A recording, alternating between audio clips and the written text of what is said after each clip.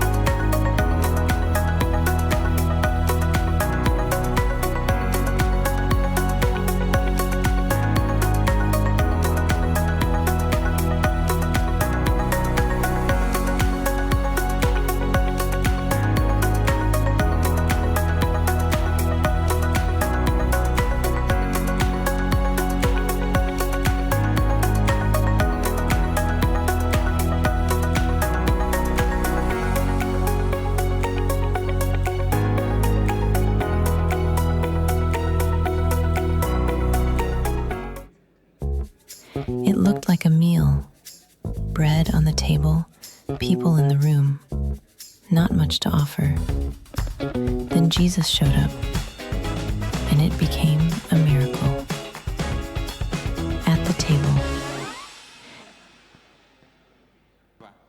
Sometimes the ground feels dry, like nothing is moving, nothing is growing. Isaac knew this feeling. In Genesis 26, he built an altar, called on the Lord, and only after that the well was dug, and there water was found. A well of living water, a picture of provision, blessing, inheritance, not just for the moment, but for generations. But notice that the well came after alignment, after agreement with the promise of God. Providence didn't begin at the well, it began at the altar. Sometimes we chase the water, the answers, the breakthrough. But God is inviting us first into agreement, into worship, into trust. Because when we align with His promise, we no longer strive for provision, we step directly into it. And in His time, the ground will open and the well will flow.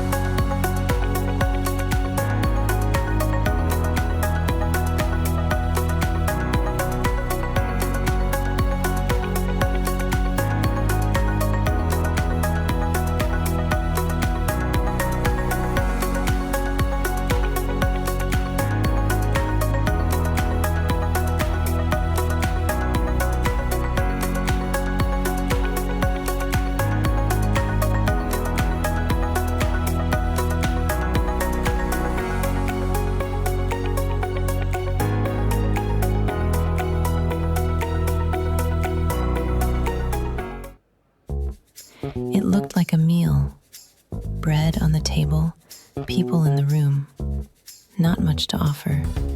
Then Jesus showed up, and it became a miracle. At the table. Sometimes the ground feels dry, like nothing is moving, nothing is growing. Isaac knew this feeling. In Genesis 26, he built an altar, called on the Lord, and only after that the well was dug, and there water was found. A well of living water, a picture of provision, blessing, inheritance, not just for the moment, but for generations. But notice that the well came after alignment, after agreement with the promise of God. Providence didn't begin at the well, it began at the altar. Sometimes we chase the water, the answers, the breakthrough. But God is inviting us first into agreement, into worship, into trust. Because when we align with His promise, we no longer strive for provision, we step directly into it. And in His time, the ground will open and the well will flow.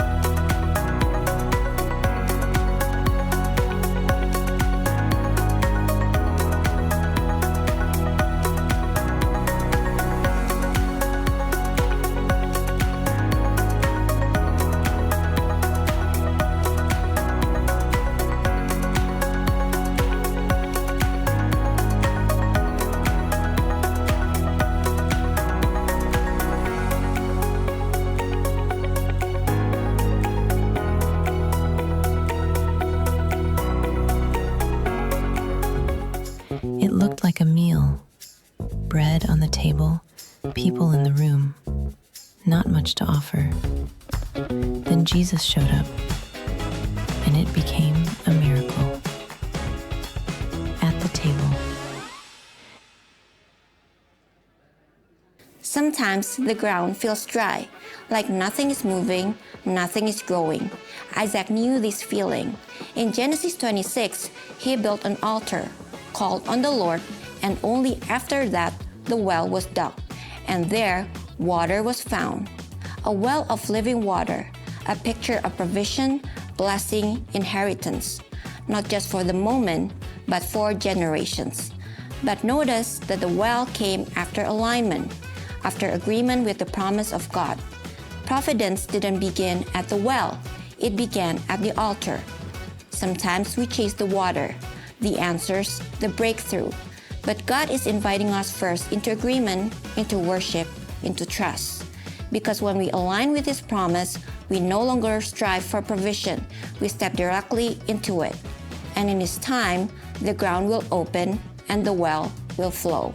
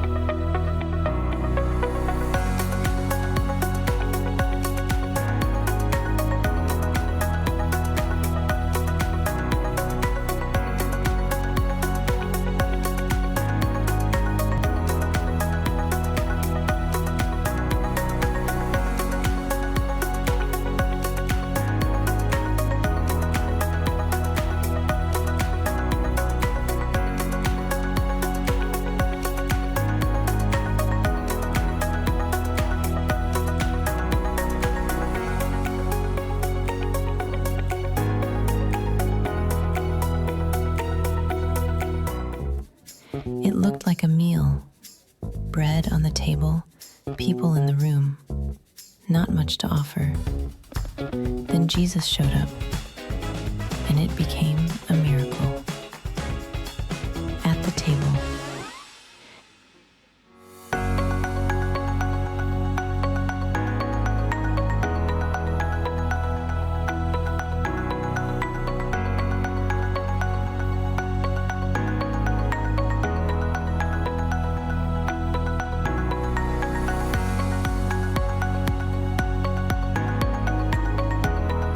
Sometimes the ground feels dry, like nothing is moving, nothing is growing. Isaac knew this feeling. In Genesis 26, he built an altar, called on the Lord, and only after that the well was dug, and there water was found. A well of living water, a picture of provision, blessing, inheritance, not just for the moment, but for generations. But notice that the well came after alignment, after agreement with the promise of God. Providence didn't begin at the well, it began at the altar. Sometimes we chase the water, the answers, the breakthrough. But God is inviting us first into agreement, into worship, into trust. Because when we align with His promise, we no longer strive for provision, we step directly into it. And in His time, the ground will open and the well will flow.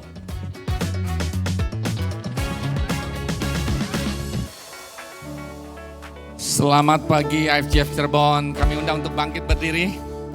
Shalom semua, apa kabar pagi hari ini? Saya percaya sukacita surga ada bersama kita pagi hari ini, amin. Mari berikan jabat tangan kiri kanan depan belakang saudara, katakan Happy Sunday, Tuhan berkati. Haleluya.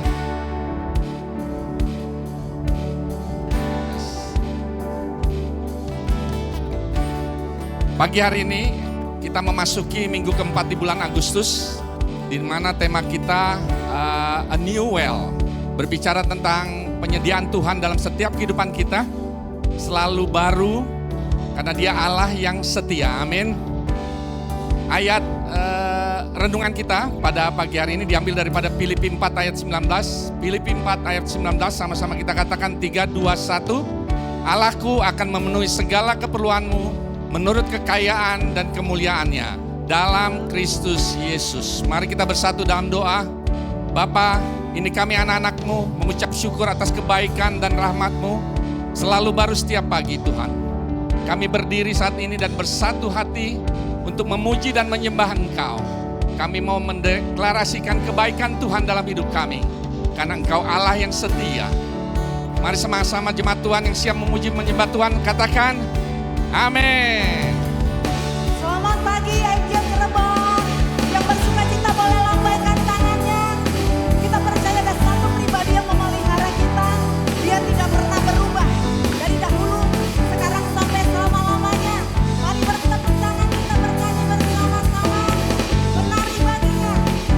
Terima kasih Tuhan.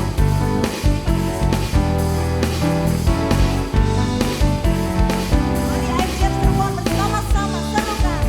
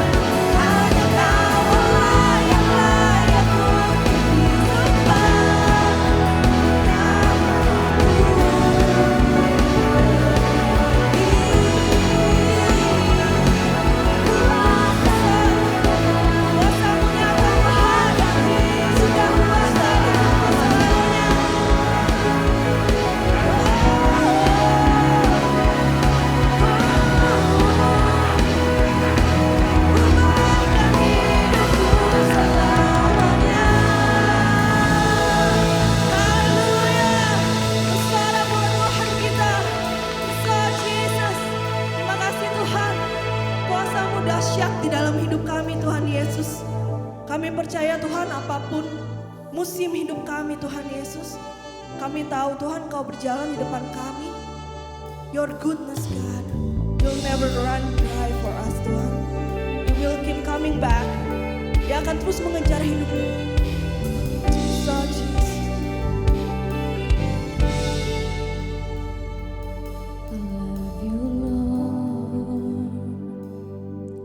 For your mercy never fails me. All my days I've been held in your hands. From the moment that I wake up until I lay my head, oh, I will sing of the goodness of Jesus. Percaya Tuhan, kasih-Mu selalu menyertai kami. We wanna say, I love you Lord. I love you Lord. For your mercy never fails me.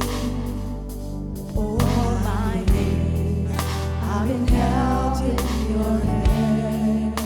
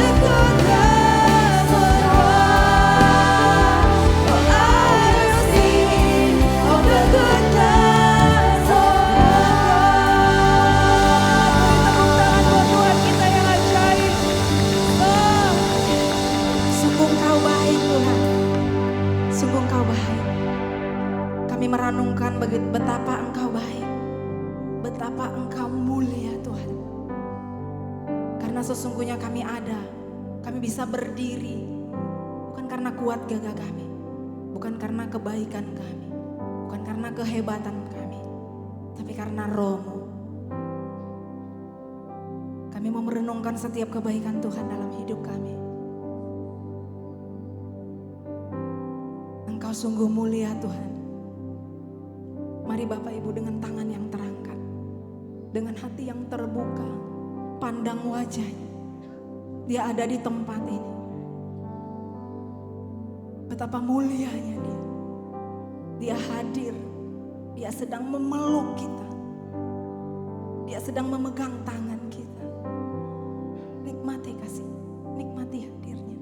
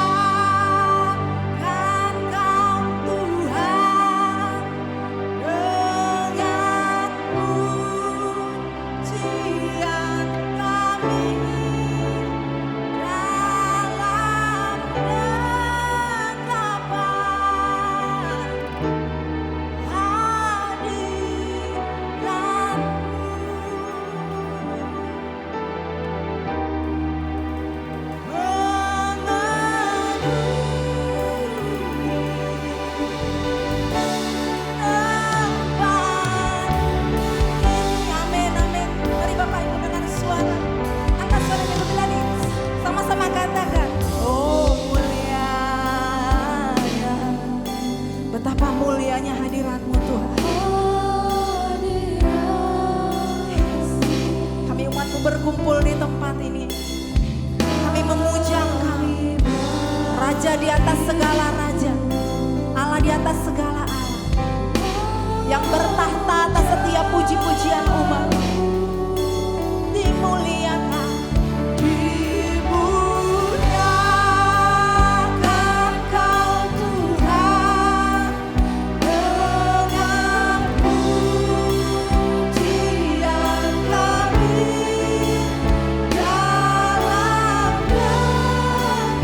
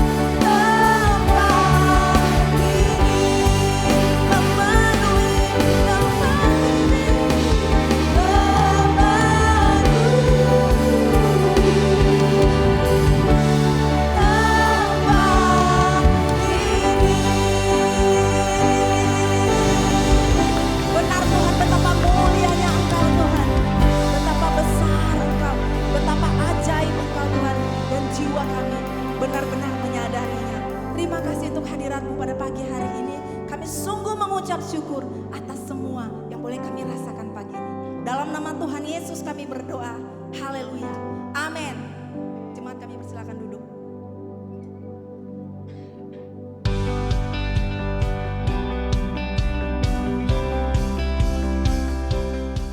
Hi, welcome to IFGF Cirebon. It's so good to see you all. Kita belajar bahwa berkat tidak menjamin jalan yang mulus.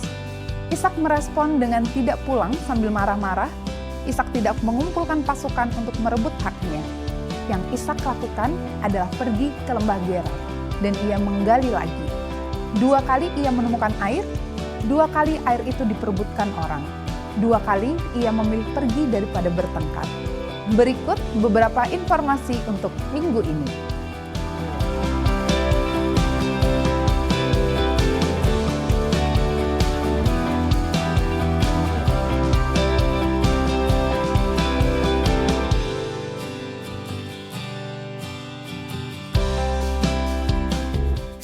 It looked like a meal.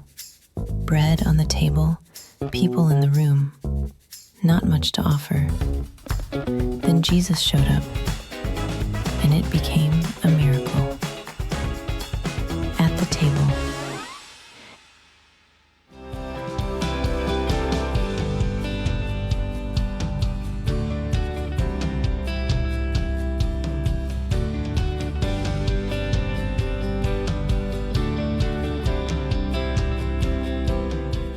Ishak tidak pasif karena lemah, ia memilih mengalah karena ia percaya. Ia tahu sumber pemeliharaannya bukan terletak pada satu sumur tertentu, tapi pada Tuhan yang memimpin hidupnya.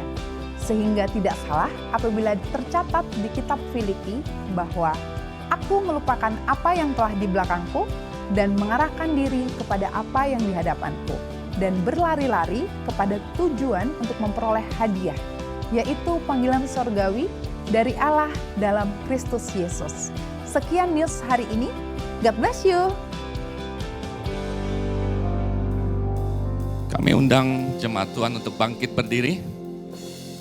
Sedikit reminder untuk kita semua bahwa apapun musim kehidupan saat ini, situasi yang kita alami saat ini, namun percayalah bila kita membangun hidup kita di dalam fondasi yang benar, yaitu di dalam Yesus Kristus, Anda telah membangunnya di dalam fondasi yang kokoh, yang kuat, dan tidak tergoncangkan. Amin.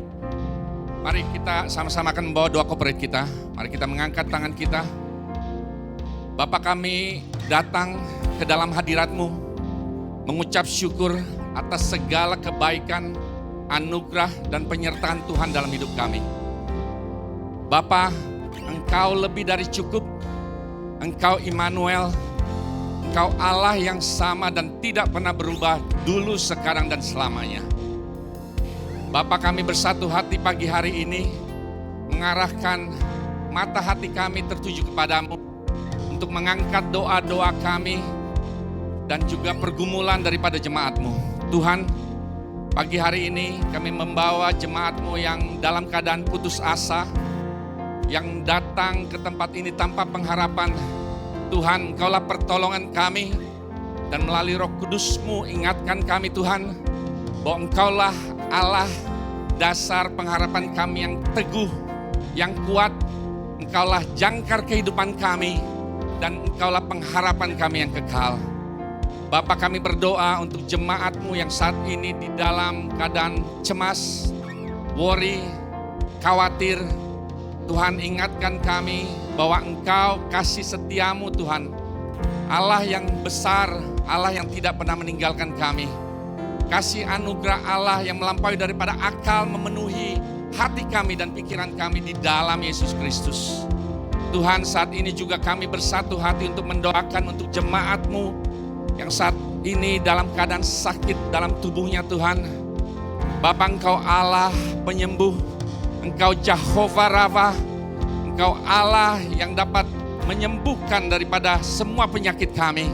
Jamah kami Tuhan dari ujung kepala sampai ujung kaki, dan kami percaya melalui bilur-bilur darah-Mu Tuhan kami akan sembuh di dalam nama Yesus. Terima kasih Tuhan, kami berdoa juga untuk seluruh jemaat-Mu IFGF Cirebon Tuhan, baik yang ada tempat ini melalui secara online. Biarlah Bapa Engkau memberikan kami kesatuan hati, Engkau Kau berikan Roh Kudus-Mu untuk menuntun kami, mengubahkan kami dan hidup di dalam kasih Kristus. Terima kasih Tuhan, kami percaya di dalam hadirat-Mu ada pengharapan, di dalam hadirat-Mu ada sukacita melimpah, dan di dalam hadirat-Mu Tuhan ada kemenangan dan masa depan yang cerah.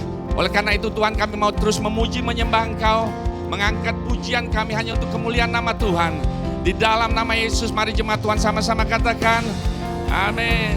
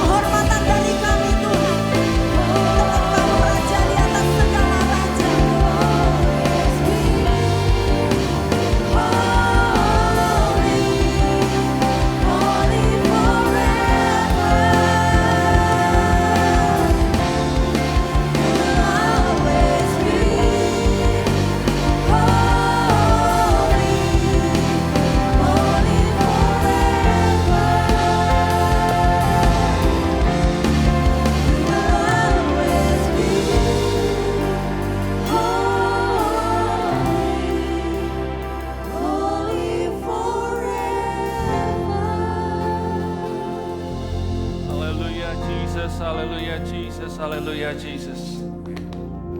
Kami percaya bahwa Engkau sungguh Allah yang kudus, Allah yang hadir di tengah-tengah kami saat ini Tuhan. Dan Engkau yang siap melawat setiap kami semua.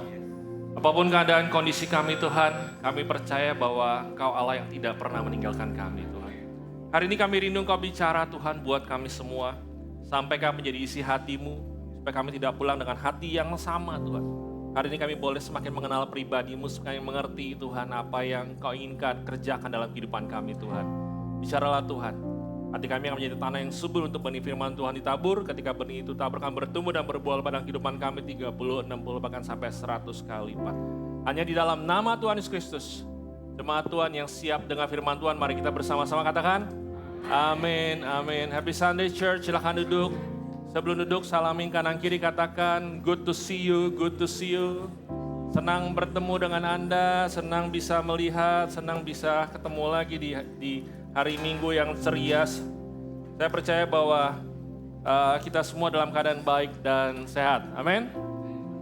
Yes, Saya sudah lama tidak ke Cirebon, kali ini bisa ada punya kesempatan bisa berkunjung ke Cirebon dan bisa kembali membawakan firman Tuhan. Hari ini semuanya siap dengan firman Tuhan? Kayaknya belum semua siap. Coba lihat wajahnya kanan kiri, tanya, kamu siap nggak? Oke, hari ini saya memberikan tema untuk pagi hari ini yaitu Well of Encounter. Yaitu dikatakan di mana sumur yang terjadi pertemuan, perjumpaan dengan Yesus. Nah, saya ambil dari kitab Yohanes 4 ayat yang pertama sampai ayat yang ke-26. Mari kita akan banyak baca, tapi saya akan mulai dari ayat yang ketiga supaya kita bisa tidak terlalu panjang membacanya. Jadi kalau Anda lebih pengen tahu lebih dalam lagi, Anda bisa baca lebih panjang sampai ke ayat 42. Nah, saya bacakan ayat yang ketiga. Ia pun, yaitu Yesus, meninggalkan Yudea dan kembali lagi ke Galilea. Ia harus melintasi daerah Samaria. Maka sampailah ia ke sebuah kota di Samaria yang bernama Sikar, dekat tanah yang diberikan Yakub dahulu kepada anaknya Yusuf. Di situ terdapat sumur Yakub. Yesus sangat letih oleh perjalanan karena dia duduk di pinggir sumur itu hari kira-kira pukul 12 dikatakan. Maka datanglah seorang perempuan Samaria hendak menimba air. Kata Yesus kepadanya, berilah aku minum. Sebab murid-muridnya telah pergi ke kota membeli makanan. Maka kata perempuan Samaria itu kepadanya, masakkan engkau seorang Yahudi minta minum kepadaku seorang Samaria. Sebab orang Yahudi tidak bergaul dengan orang Samaria. Jawab Yesus kepadanya, jikalau engkau tahu tentang karunia Allah, dan siapakah dia yang berkata kepadamu, berilah aku minum. Niscaya engkau telah meminta kepada dia, ia telah memberikan kepadamu air hidup. Kata perempuan itu kepadanya, Tuhan. Nah, dalam bahasa Indonesianya, bahasa Indonesia disebut Tuhan, tapi sebenarnya bahasa Inggrisnya adalah Sir, Tuan. Ya. Engkau tidak punya timba dan sumur ini amat dalam. Dari manakah engkau memperoleh air hidup itu? Adakah engkau lebih besar daripada bapa kami Yakub yang memberikan sumur ini kepada kami, yang telah minum sendiri dari dalamnya, ia serta anak-anaknya dan ternaknya? Jawab Yesus kepadanya, barang siapa minum air ini, ia akan haus lagi. Tapi barang siapa minum air yang kuberikan kepadanya, ia tidak akan haus untuk selama-lamanya. Sebaliknya, yang akan kuberikan kepadanya akan menjadi mata air di dalam dirinya, yang terus-menerus memancar sampai kepada hidup yang kekal. Kata perempuan itu kepadanya, Tuhan, ya, berikanlah aku air itu supaya aku tidak haus dan tidak usah datang lagi ke sini untuk menimba air. Kata Yesus kepadanya, pergilah, panggillah suamimu dan datang ke sini. Kata perempuan itu, aku tidak punya suami. Kata Yesus kepadanya, tepat katamu bahwa engkau tidak mempunyai suami. Sebab engkau sudah mempunyai 5 suami dan yang ada pada sekarang padamu bukanlah suamimu. Dalam hal ini engkau berkata benar.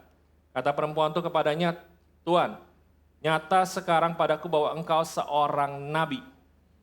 Nenek moyang kami menyembah di atas gunung ini, tapi kamu katakan bahwa Yerusalem adalah tempat orang menyembah. Kata Yesus kepadanya, percayalah kepadaku, hai perempuan, saatnya akan tiba bahwa kamu akan menyembah Bapa bukan di gunung ini, bukan juga di Yerusalem. Kamu menyembah apa yang kamu tidak kenal, kami menyembah apa yang kami kenal, sebab keselamatan datang dari bangsa Yahudi. Tetapi saatnya akan datang dan sudah tiba sekarang bahwa penyembah-penyembah benar akan menyembah Bapa dalam roh dan kebenaran, sebab Bapa menghendaki penyembah-penyembah demikian. Allah itu roh dan barang siapa menyembah dia harus menyembahnya dalam roh dan kebenaran. Jawab perempuan itu kepadanya, aku tahu bahwa Mesias akan datang yang disebut juga Kristus. Apabila ia datang, ia akan memberitakan segala sesuatunya kepada kami. Kata Yesus kepadanya, akulah dia yang sedang berkata-kata denganmu. Mari sekali lagi kita berdoa. Bapa, kami berdoa biar apapun yang kami terima hari ini tidak lalu begitu saja. Tapi firman Tuhan akan benar-benar memberikan satu impact yang dalam kehidupan kami, mengerti bahwa perjumpaan dengan Engkau merupakan satu momen di mana kami bisa diubahkan dan kami bisa mengalami pembaruan dalam kehidupan kami, Tuhan. Bicaralah Tuhan, di dalam nama Tuhan Yesus, haleluya, amin. Nah, kalau kita lihat cerita ini cerita yang sangat unik.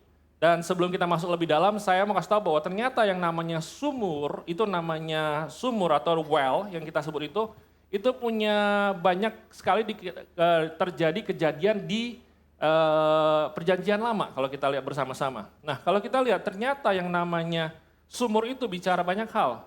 Di dalam sumur itu bicara mengenai tentang sumber kehidupan, itu bicara mengenai tentang providence atau source of life di situ dikatakan. Bahkan juga bukan cuma itu, di sumur itu bicara juga namanya place of encounter seperti perempuan tadi. Bahkan kita lihat juga place of transformation, ada di mana mereka diubahkan. Bahkan di sumur itu bicara mengenai tentang bahwa ada tempat namanya hiding place and shelter. Kalau kita lihat, ingat Musa ketika dia melarikan diri ke padang gurun, di situ dia menorong anak-anak perempuan Reuel pada waktu itu dan dia bertemu dengan istrinya, tempat dia berteduh, tempat dia mencari, melarikan diri. Nah, bahkan bukan cuma itu, ternyata sumur itu bicara mengenai tentang survival. Kalau kita ingat tentang Hagar dan Ismail, bagaimana dia sempat melarikan diri Hagar dari Abraham dan Sarah, dan dia merasa sedih dan merasa kecewa dengan keadaan yang ada, dan kemudian di tengah-tengah dia berlari itu dia merasa kehausan, gak tahu kondisinya seperti apa, bahkan Ishak juga menangis, lalu Tuhan membukakan mata mereka menunjukkan ada sumur yang sudah ada di situ. Nah kalau kita lihat bukan cuma itu, ternyata sumur itu juga bicara mengenai tentang ownership. Tadi kita dengar bahwa di news tadi bagaimana Ishak itu menggali sumur direbut gitu ya. Dan itu bicara sebenarnya sumur itu bicara mengenai tentang ownership, satu kepemilikan di satu wilayah, satu tanah, satu tempat. Dan kalau kita lihat juga merupakan political agreement, di situ terjadi. Seperti Abraham dengan Abimelek pada waktu itu. Dan juga bicara mengenai tentang covenant, ikatan perjanjian, itu juga terjadi. Dan bahkan cuman yang uniknya adalah sumur ini bicara juga diistilahkan, diartikan lebih dalam lagi ada namanya faithfulness in marriage dalam Amsal 5, 15 sampai dengan 18. Anda bisa baca tentang ayat ini. Dan bukan cuma itu, tapi juga sumur itu bicara mengenai tentang community gathering. Karena paling gampang untuk ketemu orang, ngomong sama orang banyak itu ketika mereka ada bersama-sama ngumpul, yaitu pagi hari mereka ngambil air. Jadi kalau mau kasih berita tuh gampang sekali. Dia tinggal tunggu pagi hari di dekat sumur dan orang-orang pada ngambil, kemudian dia memberitakan sesuatu dan kemudian mereka bawa pulang berita masing-masing dengan cepat. Jadi ada community gathering yang terjadi di situ. Nah, jadi kalau kita lihat sumur ini merupakan fungsi yang cukup banyak sekali. Kenapa saya cerita seperti ini? Karena kita akan masuk kepada cerita perempuan Samaria ini supaya kita mengerti sebetulnya kenapa apa yang terjadi ketika perempuan Samaria ini datang pukul 12 ngambil air. Nah harusnya perempuan ini tuh ngambil air pagi hari. Tapi kenapa dia ngambilnya siang hari? Karena sebenarnya dia punya banyak problem dalam kehidupannya. Dia punya banyak masalah dalam kehidupannya. Tapi yang membuat menarik adalah ketika dia bertemu dengan Yesus yang pada waktu itu ada di situ, di sumur itu, hidupnya diubahkan. Dia mengalami perjumpaan yang mungkin cuma sebentar pada waktu itu, tapi dia mengalami perubahan yang dramatikal. Tadinya dari orang yang berdosa, dari orang yang merasa hidupnya nggak ada artinya, dari orang yang menghindari begitu banyak kerumunan orang lain. Tapi dia diubahkan bahkan menjadi saksinya Tuhan dan satu kota mendengar kabar tentang Yesus. Nah kalau kita lihat apa sebenarnya yang terjadi. Kalau kita lihat, kita mungkin pernah dengar bahwa satu istilah dikatakan one encounter with Jesus change everything. Tapi saya kasih tahu bahwa tidak semua encounter dengan Yesus itu mengubahkan kehidupan kita. Kenapa? Kalau kita lihat, Anda pernah baca di kitab Injil mungkin, di dalam Lukas, Matius atau Markus dan sebagainya, ada seorang kaya, orang muda yang kaya, datang sama Yesus, dia tanya, Tuhan, bagaimana saya bisa memperoleh hidup yang kekal? Yesus bilang sama dia apa? Jual hartamu, bagikan kepada orang miskin. Nah kemudian dia pergi dengan hati yang sangat kecewa pada waktu itu. Dan karena dia punya harta yang banyak. Nah kalau kita lihat, itu encounter dengan Yesus, tapi dia nggak berubah. Bahkan kalau kita lihat Yudas sendiri selama 3,5 tahun, tiap hari dia encounter, tiap hari dia bertemu dengan Yesus, nggak ada yang berubah dalam kehidupan. Jadi saya kasih tahu bahwa an encounter with Jesus always offer transformation. Artinya, encounter dengan Yesus itu Tuhan selalu menawarkan adanya perubahan. Kamu mau diubah apa enggak? Karena itu, transformation require a willingness. Yang namanya perubahan itu membutuhkan namanya kesediaan kita. Mau kita bertemu Yesus berapa kali pun, selama kita nggak bersedia untuk diubahkan Tuhan, bersedia untuk lepas dari situasi dan keadaan kita, nggak akan ada yang berubah dalam kehidupan kita.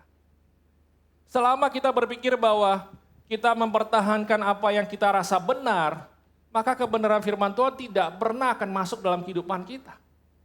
Selama kita merasa bahwa kita tahu bahwa yang kita lakukan ini yang paling penting, maka kita nggak akan bisa lihat yang penting buat Tuhan itu apa dalam kehidupan kita. Nah, karena itu saya kasih tahu bahwa encounter dengan Tuhan harus disertai dengan kesediaan untuk mau diubahkan sama Tuhan. Amin. Kalau kita nggak punya kesediaan ingin diubahkan sama Tuhan, maka saya percaya mau berapa kali kita ketemu dengan Yesus, kita pun nggak akan nggak akan diubahkan. Nah, harusnya pertanyaannya, have you encountered Jesus? Kita harus rubah menjadi what happened when you encounter Jesus. Kita harus bertanya, bukan lagi kita bertanya apakah engkau sudah bertemu dengan Yesus, sudah berjumpa dengan Yesus. Harusnya pertanyaan kita adalah, apa yang terjadi ketika engkau berjumpa dengan Yesus? Adakah hidupmu yang diubahkan? Adakah hidupmu yang mengalami jamahan Tuhan sehingga engkau mengambil satu komitmen untuk bisa melakukan atau kembali kepada Tuhan? Menurut penelitian Barna Group, ternyata hampir 50% orang Kristen di Amerika itu cuman hidupnya sebagai orang Kristen KTP. Mereka mengaku diri mereka orang percaya, tapi kehidupannya bukan seperti orang percaya. Tapi saya percaya di sini nggak ada yang seperti itu. Kasih tahu kanan kiri, kamu nggak seperti itu. Kamu nggak seperti itu kan? Ternyata nggak ada, semuanya tenang-tenang, diam-diam. Hari ini saya rindu pagi ini semuanya lebih aktif sedikit, oke? Cuman depan aja, yang belakang kayaknya semuanya aman-aman, semuanya aman di belakang. Oke. Nah, karena itu ada 4 hal yang kita pelajari, yang kita bisa pelajari bersama-sama dari perempuan Samariani yang berjumpa dengan Yesus. Yang pertama adalah kita perlu menyadari bahwa ternyata yang bisa merubah perempuan ini dari hidupnya yang penuh dengan luka, penuh dengan segala problem, penuh dengan segala tekanan dari masyarakat dan sebagainya, dari merasa dirinya orang berdosa adalah ketika dia menyadari bahwa ada satu orang yang peduli kepada dia. Yang pertama adalah Jesus care about you. Dia menyadari, mungkin dia udah berusaha menghindari banyak orang, berusaha menghindari kerumunan yang ada, datang jam 12 siang. Tapi dia nggak sangka bertemu dengan satu orang di situ. Saya kasih tahu bahwa Yesus itu melanggar 3 batasan budaya yang ada. Yang pertama adalah dia melanggar yang namanya hubungan antara orang Yahudi dengan orang Samaria. Dikatakan bahwa orang Yahudi dengan orang Samaria mereka nggak bicara, mereka nggak ngobrol satu dengan yang lain. Bahkan mereka merasa bahwa orang Samaria itu adalah second class. Nggak ngobrol. Itu yang pertama. Yang kedua, Yesus tuh laki-laki ngomong sama perempuan. Nah itu juga merupakan tidak lazim. Bukan sesuatu yang kondisinya itu yang sangat common. Yang ketiga adalah, dan perempuan ini ngambil air menghindari kerumunan jam 12, udah pasti orang ini berdosa. Orang ini orang yang menghindari, orang yang merasakan bahwa dia ini penuh dengan kesalahan dan sebagainya.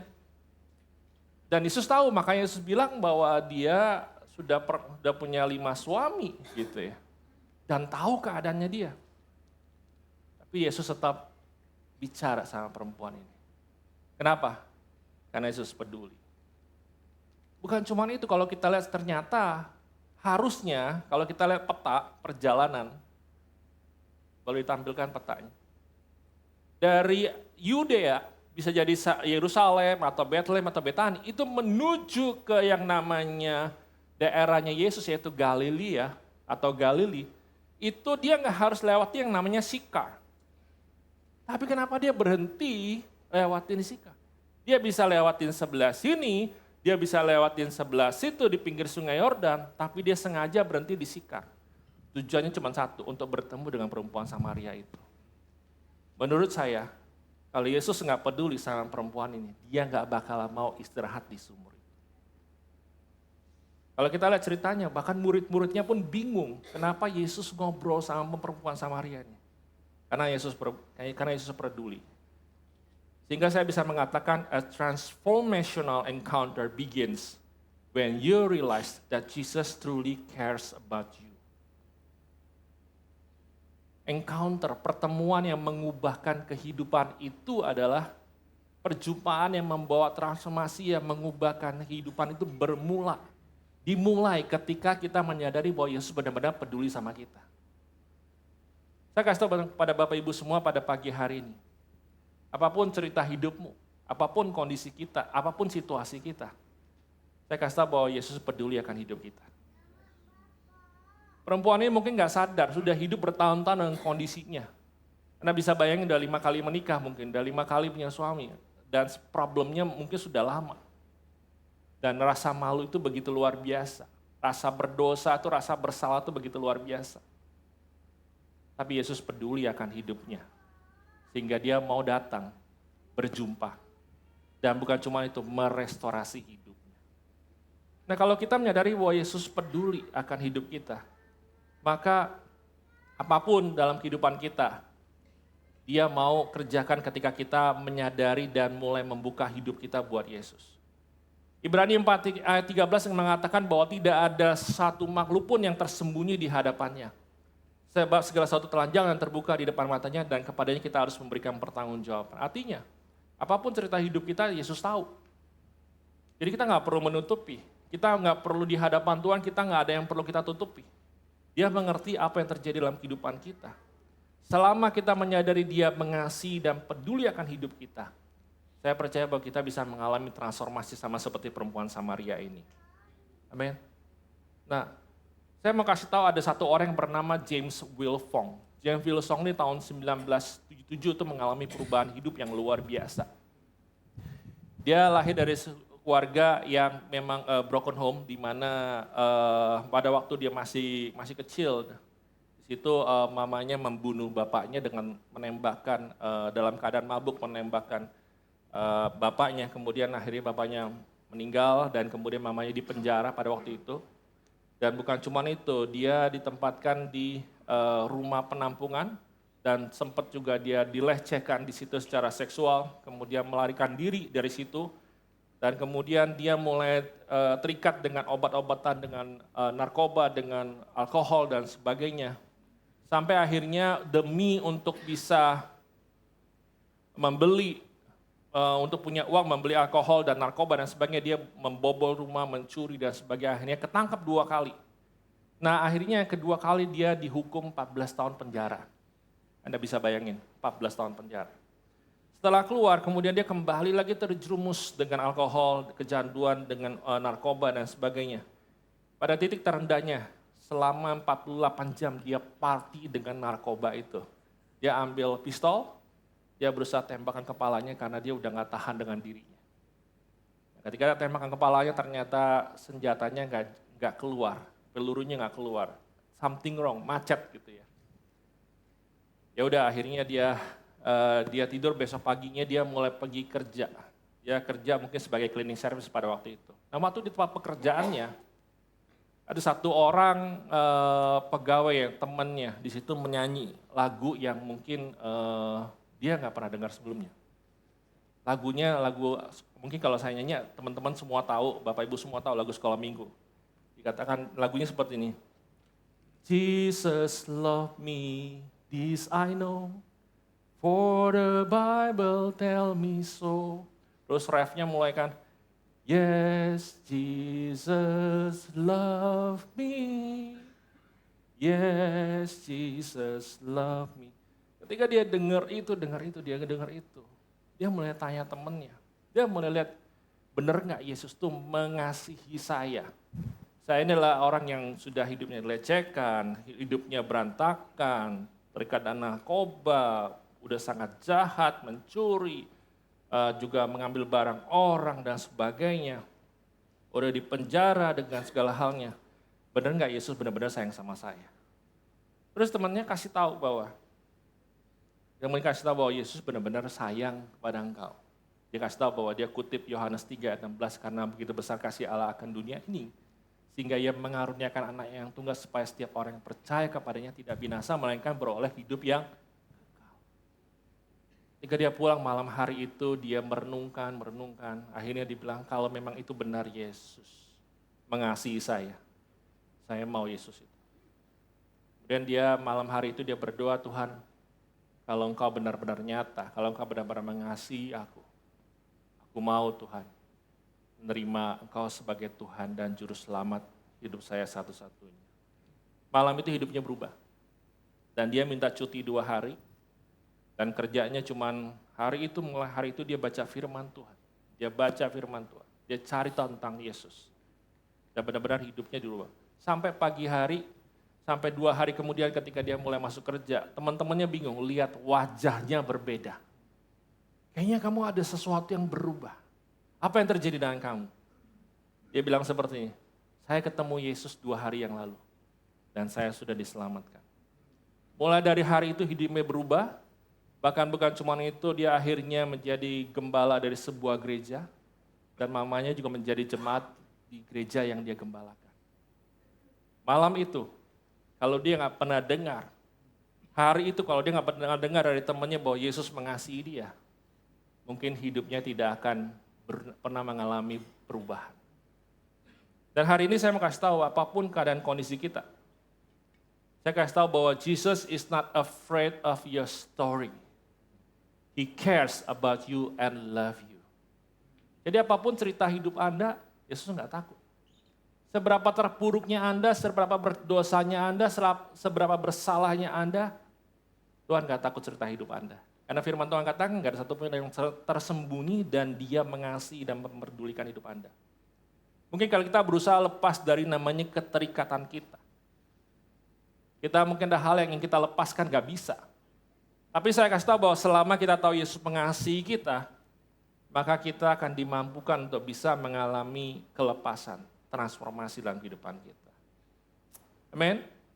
Yang kedua yang kita bisa belajar adalah perempuan Samaria ini bukan cuma sekedar dia mengetahui bahwa Yesus peduli sama dia, tapi dia mengizinkan Yesus itu go deeper. Dia mengizinkan itu Yesus itu masuk lebih dalam, let Jesus go deeper. Artinya dia bisa mengizinkan Yesus masuk lebih dalam kehidupannya. Kenapa? Kalau kita lihat ketika bisa bicara ngomongin air, Yesus mulai ngomong, dia kan mau air hidup. Syaratnya adalah disuruh panggil suaminya. Supaya sama-sama dimenangkan dan sebagainya. Tapi Yesus masuk lebih dalam. Dia bilang, pergi panggil suamimu untuk datang ke sini. Hah? Gitu ya. Dari pembicaraan tentang air, kok jadi pembicaraan tentang pribadi ini, personal nih gitu ya. Tapi perempuan Samaria ini yang luar biasa, dia nggak lari dari situ. Nah saya kasih tahu, a transformational encounter happens when we let Jesus go beyond the surface and speak into our real condition. Artinya, perjumpaan yang mengubahkan, perjumpaan yang membawa transformasi terjadi ketika kita membiarkan Yesus itu masuk lebih dalam kehidupan kita. Dan bicara tentang kondisi kita yang sesungguhnya. Kadang-kadang kita sebagai orang percaya, kita nggak izinkan Tuhan itu bicara lebih dalam. Padahal dia mau ngomong banyak hal dalam kehidupan kita. Padahal ada banyak hal yang dia mau pulihkan dalam kehidupan kita. Tapi karena kita nggak pernah izinkan dia masuk lebih dalam. Nah seringkali respon yang terjadi adalah secara negatif ada 4D, 4D. Yang pertama adalah deny. Kita berusaha deny, ini bukan salah saya. Ini sepertinya bukan masalah yang besar sih. Saya mah baik-baik aja. Tidak ada masalah dengan saya. Hubungan saya dengan istri mah oke-oke aja lah. Tidak, deny. Padahal ada sangat masalah yang sangat besar terjadi dalam kehidupannya. Ada hal yang perlu dibereskan, ada hal yang perlu dipulihkan. Mungkin kita menyangkal di situ, merasa diri kita baik-baik saja. Padahal Tuhan sedang bicara dalam kehidupannya. Kamunya harus mengampuni, saya tidak merasa terluka. Padahal belum melepaskan pengampunan. Tiap kali ketemu orangnya ada rasa kemarahan yang besar. Yang kedua adalah defend. Ini mah bukan salah saya, salahnya dia. Saya seperti ini karena dia. Kalau keluarga saya sih nggak seperti ini. Kita mulai yang namanya defend. Kita berusaha membela diri. Kalau Tuhan bicara buat kita, menegur kita, kita bilang, enggak, ini firman Tuhan bukan buat saya, buat dia tuh. Biar dia berubah hidupnya. Apalagi ngomongin pasangan kita, tuh denger firman Tuhan, itu buat kamu, cocok hari ini gitu ya. Padahal firman Tuhan juga buat dia sama gitu ya, dia defend gitu ya. kita lebih sibuk menjelaskan diri daripada membiarkan Tuhan menyembuhkan diri kita. Yang ketiga adalah kita distract. Artinya apa? Ketika Tuhan menegur bicara buat kita, kita tuh bisa berusaha mengalihkan. Berusaha mengalihkan kepada yang lain. Ingat waktu Yesus ngomong tentang suaminya, tentang keluarga, tentang hidupnya, dia bilang apa? Nenek moyang kami menyembah di gunung ini, dia ngomong seperti itu.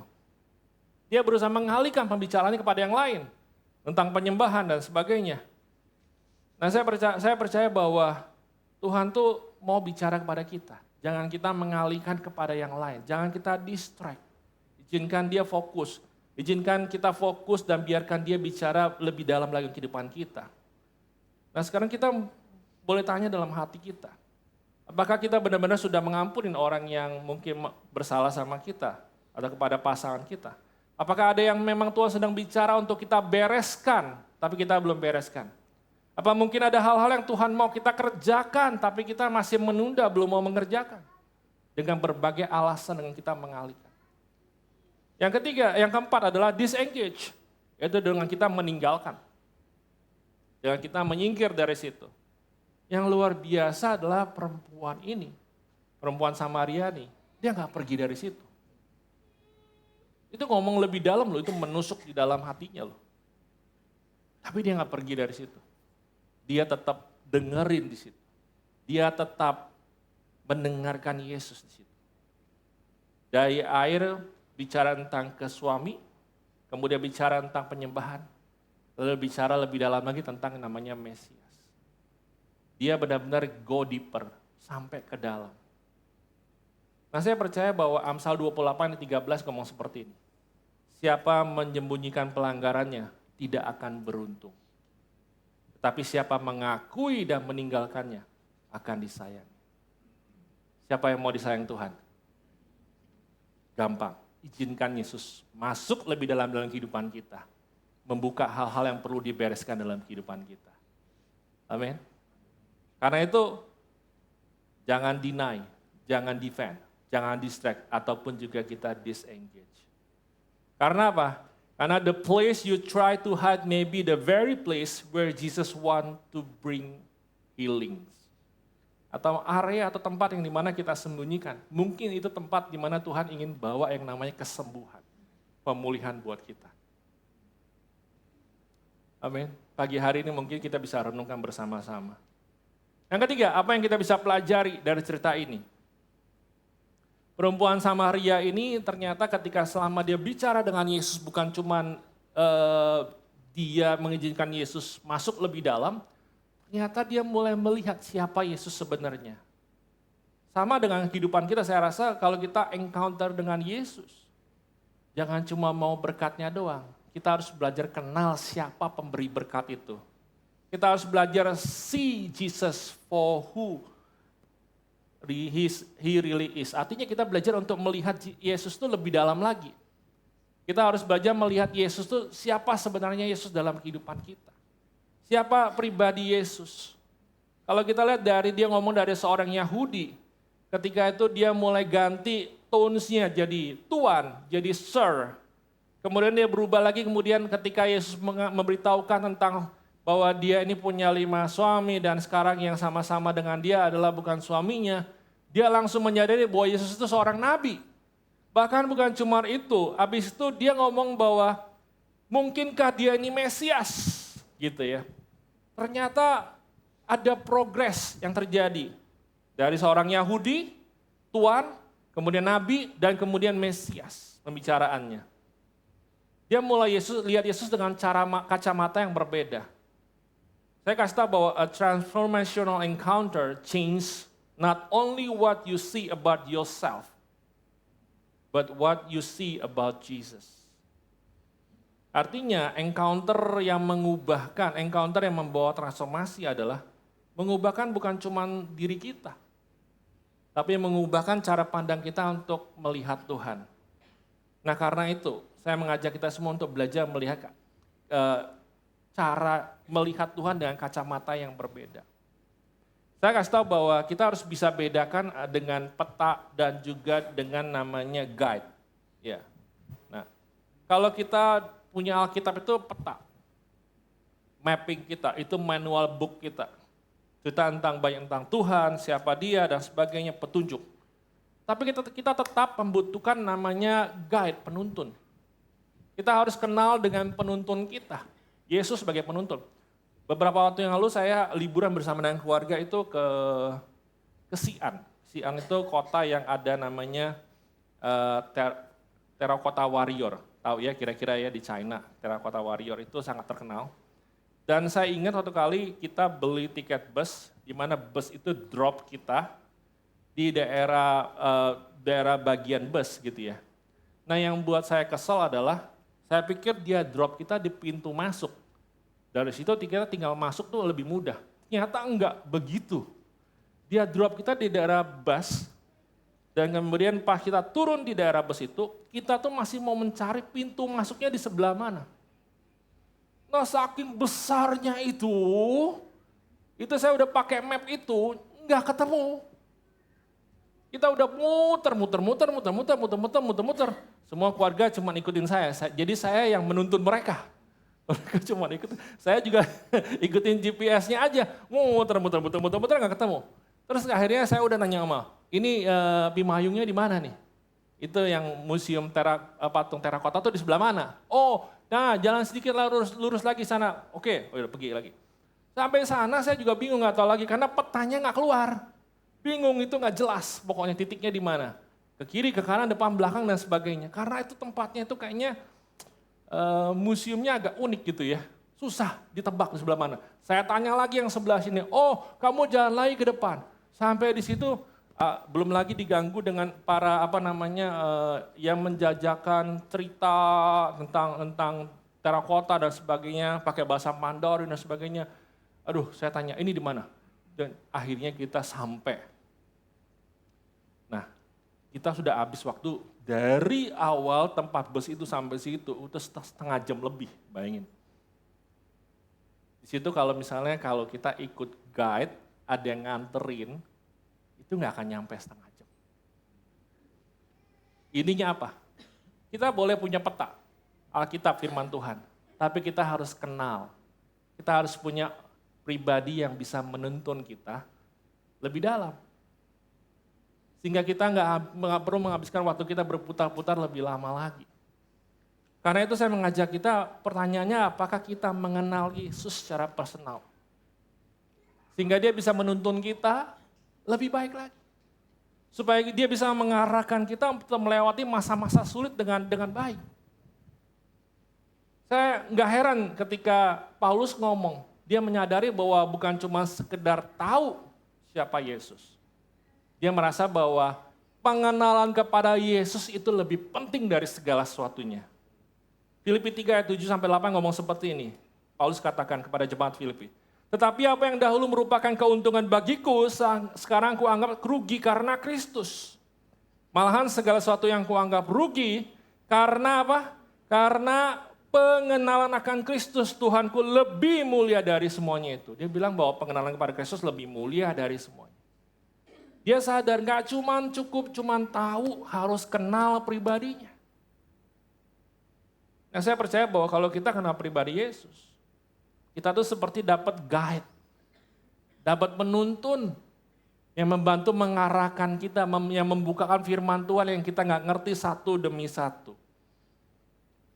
Amin. Nah yang keempat, apa yang kita pelajari? Kenapa perempuan ini bisa hidupnya bisa berubah?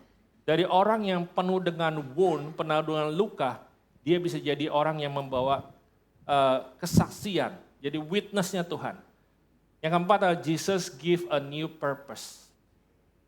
Dimana ketika dia encounter dengan Yesus, karena dia membuka dirinya, maka Tuhan memberikan ada purpose yang baru dalam kehidupannya. Sehingga saya bisa katakan a transformational encounter with Jesus gives your life a new purpose and change the way you live. Artinya perjumpaan yang membawa transformasi dengan Yesus itu memberikan kita purpose yang baru. Saya nggak tahu apakah Anda menyadari Anda punya purpose yang baru di dalam Tuhan. Kalau kita lihat ayat 29 ketika dia kembali ke kotanya, dia ngomong seperti ini. Mari lihat di sana. Ada seorang yang mengatakan kepadaku, dia bilang. segala sesuatu yang telah kuperbuat, mungkinkah dia Kristus?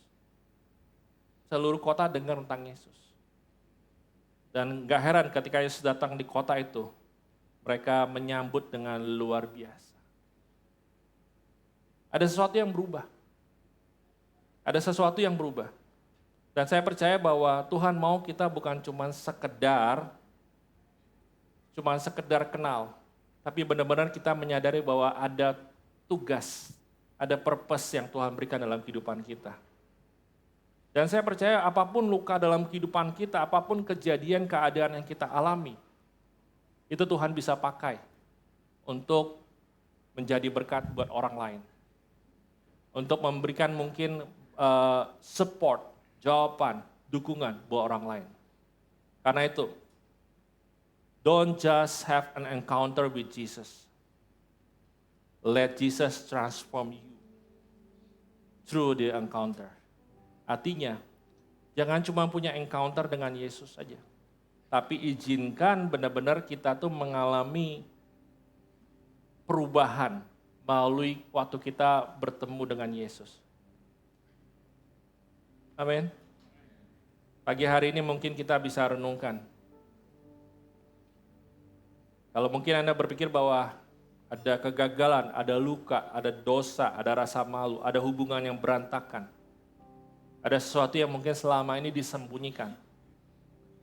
Dan mungkin sempat berpikir bahwa kayaknya nggak ada harapan buat saya. Tapi saya kasih tahu bahwa Yesus sengaja datang ke sumur itu. Untuk bertemu dengan perempuan itu yang sama sekali kelihatannya nggak ada harapan. Hal yang sama. Yesus juga masih datang dalam kehidupan Anda. Dan dia siap untuk menolong Anda. Dia nggak takut dengan masa lalu, segala hal pertanyaan mungkin luka yang ada dalam kehidupan Anda. Dia nggak takut. Tapi ketika dia bicara lebih dalam kehidupan Anda, jangan deny, jangan defend, jangan distract, atau jangan disengage. Izinkan Yesus masuk lebih dalam lagi. Sehingga hidup kita bisa diubahkan. Sehingga kita bisa mengenal siapa dia sebenarnya dalam kehidupan kita. Karena setiap kita mengenal dengan cara yang berbeda. Buat saya Yesus itu sebagai Bapa yang baik. Karena saya nggak punya gambaran Bapa yang baik buat saya. Bapa saya tidak memberikan contoh yang baik buat saya. Nah, kita hidup dari keluarga broken home. Jadi saya mengenal dia sebagai Bapa yang baik. Nah, setiap kita punya pengenalan kepada Tuhan tuh berbeda-beda. Nah, saya percaya bahwa ketika kita mengizinkan Yesus mengubah hidup kita, maka hidup kita akan berbeda dan kita punya purpose yang berbeda. Kita punya tujuan yang jelas dalam kehidupan kita. Mari, saya undang kita semua untuk boleh bangkit berdiri bersama-sama.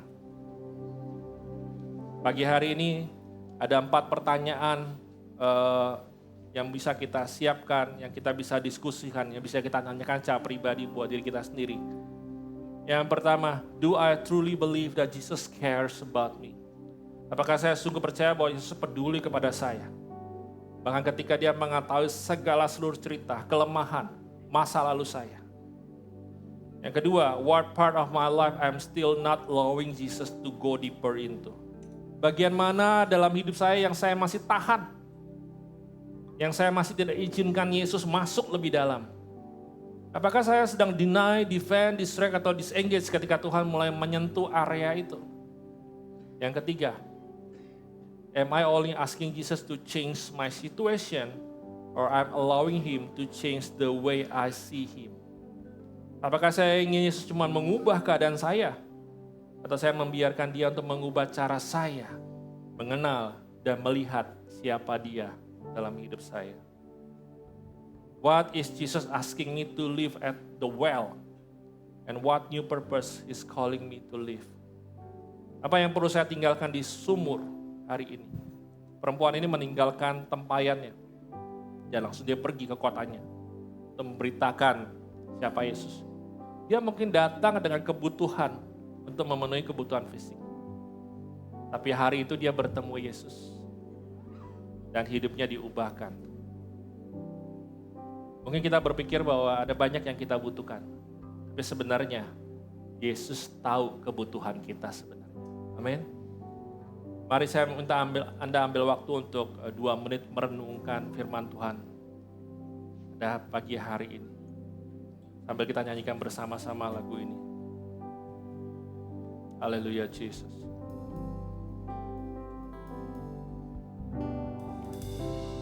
Oh my life you have been faithful. All my life you have been so good. With every breath that I am able, I will sing of the goodness of God. All my life you have been faithful. Oh Jesus, all my life you have been so good. With every breath that I am able, I will sing of the goodness of God. Lebih sungguh lagi katakan all my life. All my life you have been faithful. Oh yes, Jesus. All my life you have been so good. With every breath that I am able, I will sing of the goodness of God. All my life you have been faithful. All my life you have been so good. With every breath that I am able, I will sing of the goodness of God. Hari ini Yesus ada di tengah-tengah kita, saat ini dia hadiri. Hari ini kita bisa encounter dengan dia. Hari ini kita bisa datang dengan hati terbuka. Katakan Tuhan, aku membuka hidupku sepenuhnya buat Engkau. Izinkan aku terbuka Tuhan. Aku izinkan supaya Engkau bekerja secara penuh dalam kehidupanku. Apapun yang perlu diubah silakan Tuhan. Beritahu, sampaikan. Supaya hari ini saya menyadari bahwa hanya Engkau satu-satunya yang sanggup mengubah, yang sanggup memulihkan, yang sanggup merestorasi, yang sanggup melakukan sesuatu yang luar biasa dalam hidup saya, yang sanggup memberikan terobosan, pertolongan, kesembuhan, kelepasan, kemerdekaan dalam kehidupan saya. Silakan Tuhan masuk. Kalau itu Anda yang berkata seperti itu kepada Tuhan, mari angkat kedua tanganmu di hadapan Tuhan. Hari ini Engkau lihat jemaatmu Tuhan, mereka mengangkat kedua tangan mereka di hadapan Tuhan. Mereka mau berkata bahwa mengizinkan bahwa Engkau sendiri yang masuk dalam kehidupan mereka untuk bicara banyak hal.